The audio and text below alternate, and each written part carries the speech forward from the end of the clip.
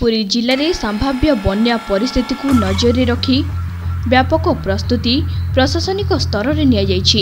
जिले में कणास अस्तरंग काकटपुर निमापड़ा पिपिली आदि अंचल में बन्या को नजर रखी व्यापक रिलीफ सामग्री महजूद रखा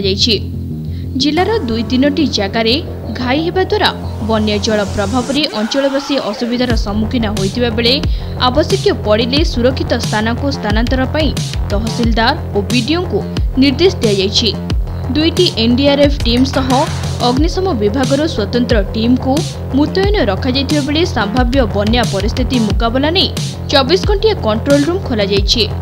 मुंडुली में पहुंची बन्या जल संक्रांत अनुधान कर मंगलवार राति 12टा सुधा बन्या जल बढ़िबा आशंका को नजर रखी प्रस्तुत रही प्रशासन बोली अतिरिक्त जिलापाल प्रदीप कुमार साहू सूचना दी।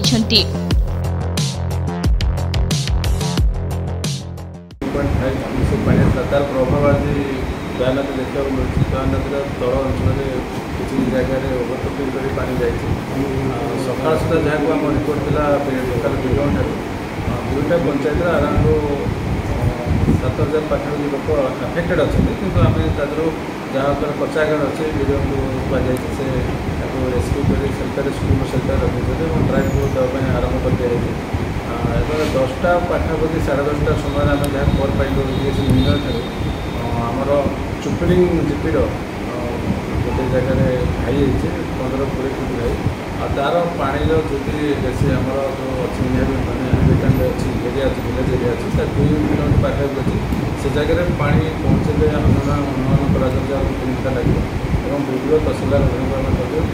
पर्याप्त परिमाण कलेक्टर निर्देश देते रिलीफ मेटेरियल आम पाखे चूड़ा गुड़ चाउल सब जो मैंने अफेक्टेड होते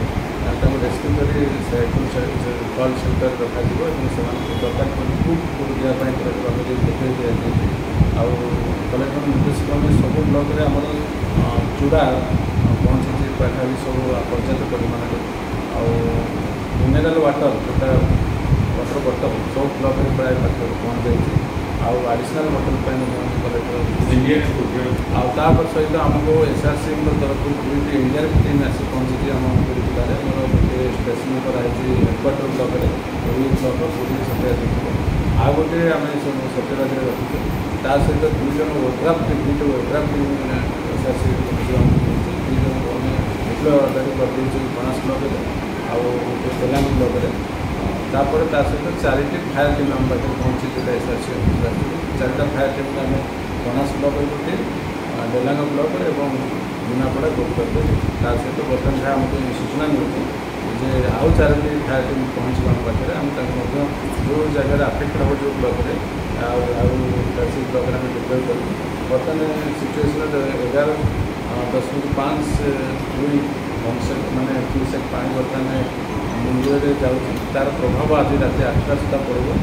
जहाँ जना पड़ी जी बर्तमान आमर दया नदी